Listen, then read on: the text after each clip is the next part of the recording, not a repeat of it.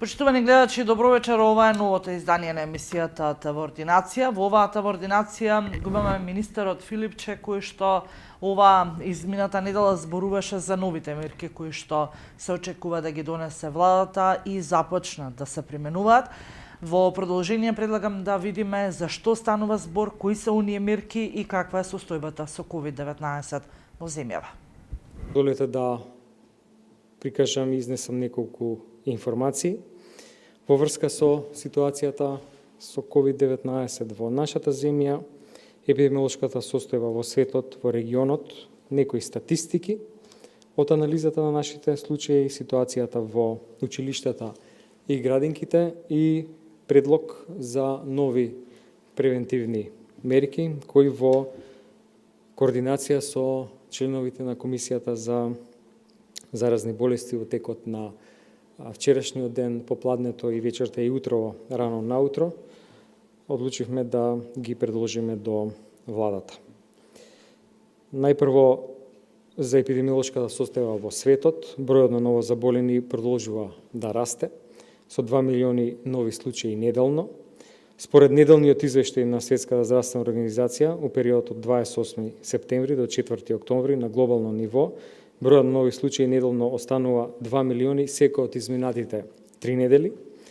Кумулативно вкупно над 34,8 милиони случаи, над 1 милион смртни случаи се бележат на глобално ниво, најголемиот дел во регионот на Америка 55%, понатаму Европа 23%. Зголемен број на нови случаи има и во речиси сите европски земји, во така наречената црвена зона на картата на Европскиот центар за превенција и контрола на инфекциите се наоѓаат Шпанија, Чешка, Франција, Холандија, Белгија, Луксембург, Исланд, Унгарија и Данска, сега им се придружува и Велика Британија. Земјите од Европската Унија во моментов исто така сите бележат раст и овој тренд се очекува да продолжи понатаму. Веќе се воведуваат зајакнати рестриктивни мерки за спречување на ширење на вирусот во есенскиот бран, особено во областите и градовите, каде има зголем број на ново заболени лица и речиси сите земји воведуваат нови мерки, а некаде веќе има и воведени рестрикции во движењето. Есенскиот бран го зафаќа и регионот. Изминатото деноноќе во повеќе земји се бележат практично рекордни бројки на новозаболени, новозаразени. Во Словенија 356, во Бугарија 436, во Албанија 162 лица, односно 18% од тестираните, висок е бројот на новозаразени и во Хрватска, во Грција и во Црна Гора.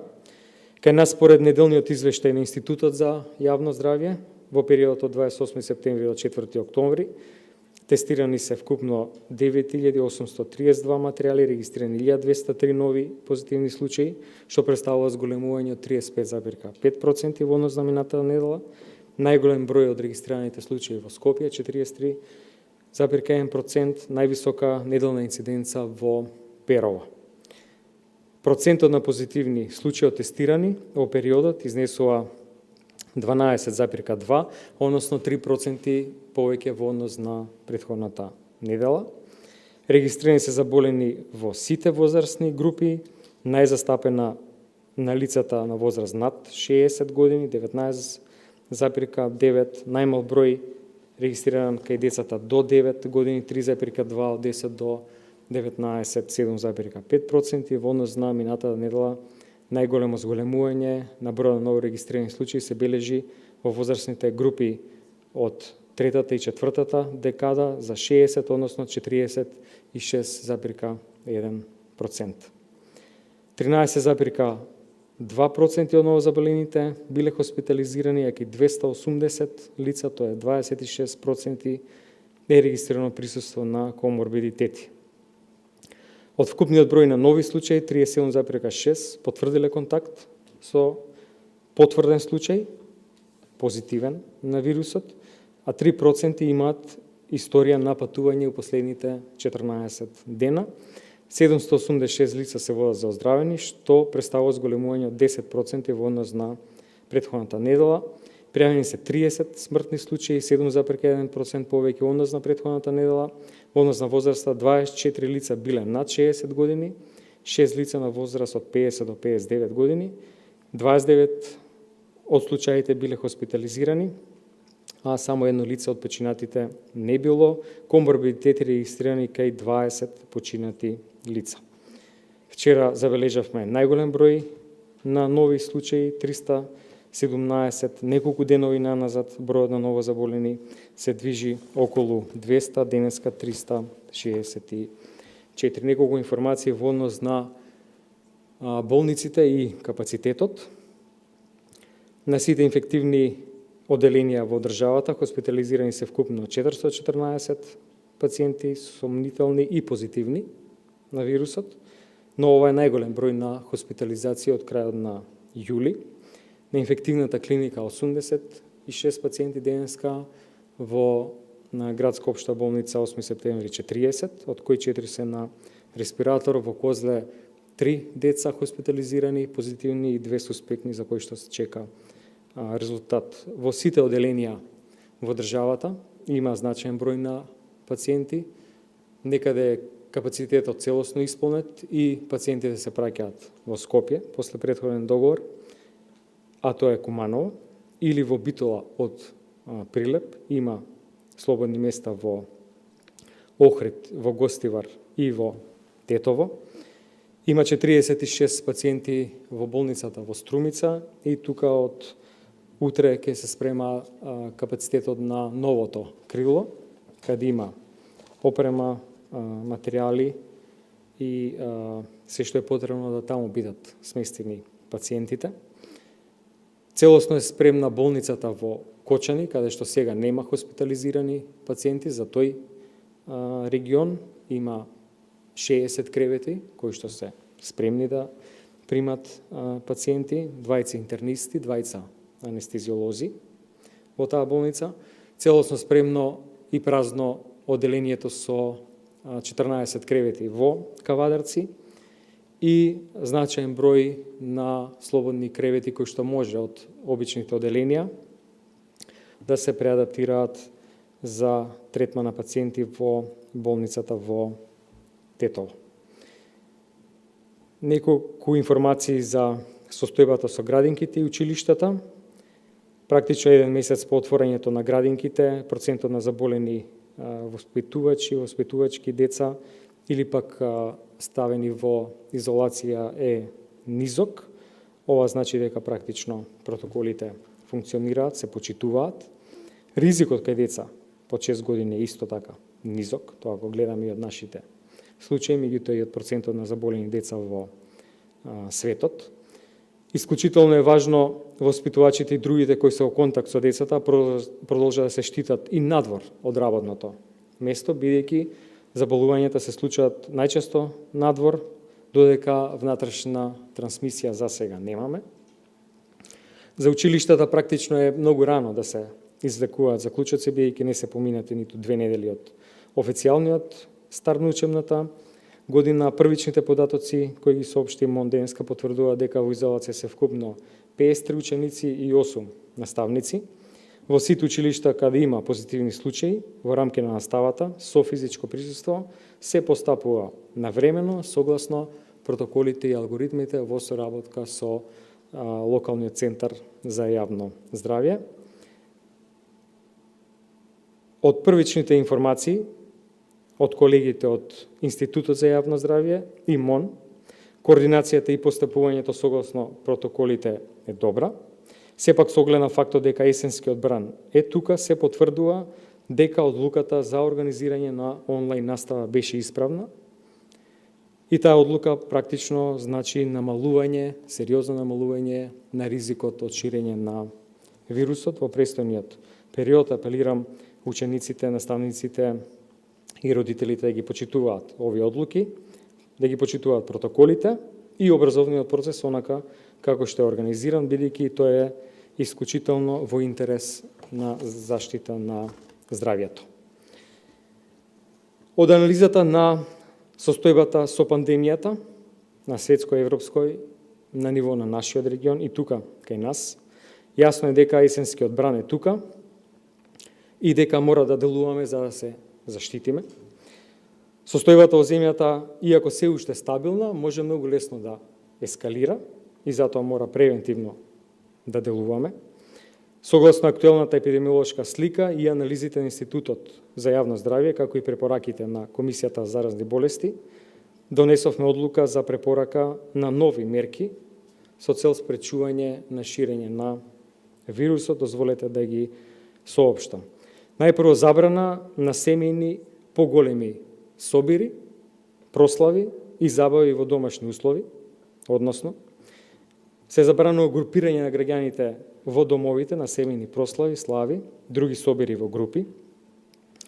Во едно живеалиште, стан или куќа, сопствениците дозволено да примат најмногу 4 луѓе, односно на семеен настан да бидат сите кои се со живеалиште на таа адреса плюс најмногу 4 други. Анализите покажува дека сериозен процент од новозаразени се токму од ваков тип на настан и затоа ова сакаме да го превенираме. Со оваа нова мерка дополнително ќе се избегне забавите од кафулињата и баровите да се префрлат во домашни услови. Се забранува групирање на јавен простор после 22 часот на повеќе од 4 луѓе, од истите претходно споменати причини. Забрана за групирање по паркови, бензински пумпи, било каде на отворено на поголема група на граѓани. Понатаму се оведува задолжително носење на маски или заштитна опрема во форма на марама, шал или друг вид прикривка на носот и устата, секаде при престој на отворено, на затворено во било кои јавни објекти, на работно место, во јавен и приватен транспорт. Исклучок од ова правило се прави при спортување на отворен простор и на затворено, секако со почитување на соодветните протоколи. При транспорт од приватно моторно возило, ако сите лица во возилото се од едно семејство или живеат во едно домаќинство, потоа при седење во угостителските објекти, секако со почитување на соодветните простории, при престој во службени простории, канцеларии, ако лицето е само во просторијата. Исклучок од задолжително носење на маска имаат и децата до 6 години, односно во предшколска возраст. Овие препораки за нови мерки Комисијата за заразни болести ќе ги достави до владата односно најпрво штабот, па до владата за усвојување. Дозволете упатам неколку пораки, почитувани граѓани. Есента дојде, состојбата со вирусот е многу сериозна, токму онака како што со месеци најавувавме дека може да се случи.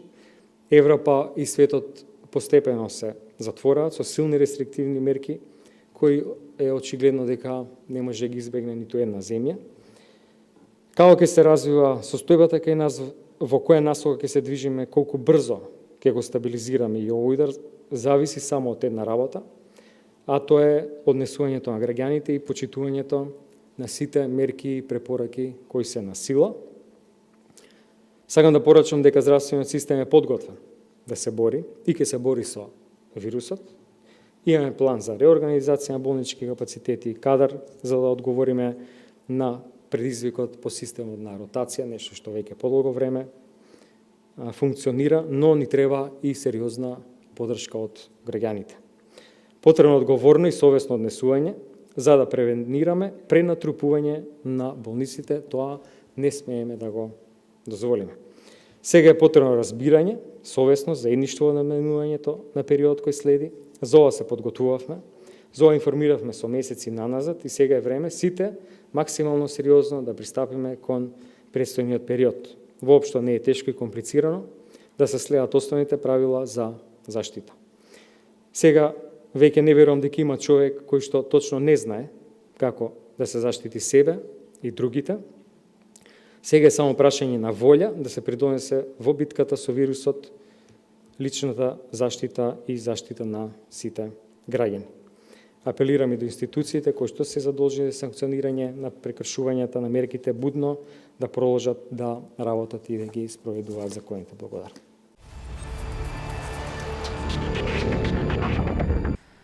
Новите мерки од страна на Министерството за здравство заедно со Комисијата за заразни болести се донесени по фрапантните бројки кои што во изминатите недела и две се зголемуваат и одат со тенденција на раст, а во Струмичката болница состојбата е навистина загрижувачка. Од болницата велат дека се исполнети сите капацитети и на инфективното оделение, но и на така наречениот ковид центар, кој што старата хируршка амбуланта ја преадаптира со легла со цел дневна амбуланта да се направи за лицата кои што имаат полесна клиничка слика на COVID-19, но и тие места се полни. Па во продолжение предлагам да го погледнеме разговорот кој што го направивме со првиот човек на болницата и за она што планираат понатаму, каде и како ќе се реорганизираат во постоечките капацитети во болницата со цел да се обезбеди легло повеќе. Со мене вечерва е директорот на ЈЗО Општа болница Наке Гогов. Докторе, добре дојдовте во вестите.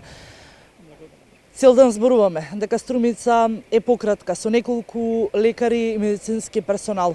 Што се случува во болницата? Еве денеска го имаме фактот дека 21 пациент е веќе позитивен на COVID-19. Во Струмица состојбата е алармантна заради зголемен број на пациенти кои што се лекуваат во болницата, тоа се околу 40, и пациенти кои што се позитивни, но не се симптоматски активни, за да може да бидат хоспитализирани. Тие се изолирани во домашни услови. Од персоналот имаме 20 колеги кои се во изолација и 3 медицински сестри исто така кои се позитивни, а се во изолација во домашни услови. Така, спомнав дека капацитетите се полни и пред да го започнеме разговорот спомнавте дека веќе во моментов се представници на Министерството за здравство и преговарате да се направат дополнителни капацитети бидејќи буквално Струмица почнува да ни врие. Во моментот разговаравме со заменик министер за здравство доктор Дритон и бараме решение како да го обезбедиме просторот за идните пациенти што ќе побараат лекарска помош во инфективно оделение во Општа болница Струмица и се договараме како и каде треба да бидат сместени овие пациенти за во иднина ако се појави повеќе заболени од корона-19. Така, Струмица и она како бореше, тоа е реалната слика за Струмичката болница со лекари, па и медицински персонал. Што се случува? Не побаравте ли помош и поддршка еве од централата? Побаравме помош и поддршка од Министерството за здравство. Тие сега денески разговаравме со заменик министерот и се договоривме како да го решиме проблемот со недостиг на доктори, како специјалисти од болницата и од околните места и наши специјализанти да ги повлечеме во болницата, за да можат да работат заедно со специјалистите како би им помогнале и би ја завршиле некоја работа од медицински аспект која би била малку одмор за колегите специјалисти кои што веќе 5-6 месеци се постојано преокупирани со таа патологија и веќе се изморени, не можат да издржат дежурства и амбулантски прегледи и посети во болницата. Така, доктора, иако веќе многу пати спомнувано апелите од лекарите. Еве Струмица сме сведоци дека во последните неколку дена известувавме дека сме и недисциплинирани, не носиме маски, преполни кафе барови и така натаму. Вашиот апел? Мој апел до сите граѓани на Струмица, па и пошироко, дека треба да се почитуваат препораките на Комисијата за заразни болести и на владата на Република Македонија, да се носат заштитни средства, да се намали групирањето, собирањето, исправење прослави, заради тоа што некои веруваат, некои не веруваат, но кога ќе дојде моментот да побараат лекарска помош, тоа е веќе касно. Некои не се јават, се додека можат, нели се движат, штом паднат и ќе дојдат веќе е касно за да се даде лекарска помош. Затоа таквите пациенти во тешка клиничка слика се многу тешки за лекување, а и може да завршат лошо. Затоа треба да ги почитуваат препораките, уште еднаш ќе кажам, на Комисијата за заразни болести на владата на Република Македонија, за да може да се намали бројот на позитивни и пациенти кои што се заразени од COVID-19. Ги запрашавме и струмичани, што е она кое што треба да се донесе како мерка со цел да се намали бројот на новозаразени, бидејќи Струмица и понатаму е втора по број на активни случаи на COVID-19 во земјава. Денеска 220 лица после Скопје се активни во Струмица. Што велат струмичани? Бараат полициски час, барем во Струмица со цел секако да се намалат бројките и да не одиме во нагорна линија. Ако биде зголемен бројот, треба да се воведе. Тоа треба да биде неминовно кога сме несовесни. Мислите ли дека треба да се воведе полициски час во Струмица поради зголемениот број заразен? Да. Ако се зголемува бројот, треба. Треба младите малку да им се скратат тие кафичите работното време. И така. Вие што мислите? Исто. Треба да се воведе Треба. полициски час во Струмица поради зголемениот број заразени. Па не знам до толку дали е како што кажуваат сега на вестите, нели? Не би требало, јас мислам. До толку не е драстично како што па сега не знам, па треба да решат тие големите што решаваат таа работа, така да јас не сум за това, да. Нека се спроведе. По мене, може би и да.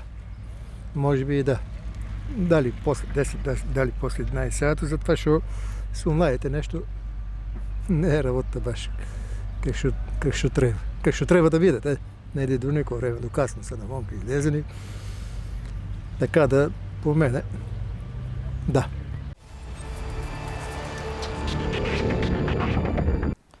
Ова емисија заокружуваме со анкетата која што ја направивме низ Струмица и ставот на струмичани по она како да се заштитиме и да почнеме да ги намалуваме бројките. Јас ви благодарам што и вечерва бевте заедно со ТВ Ординација. Се гледаме наредната среда.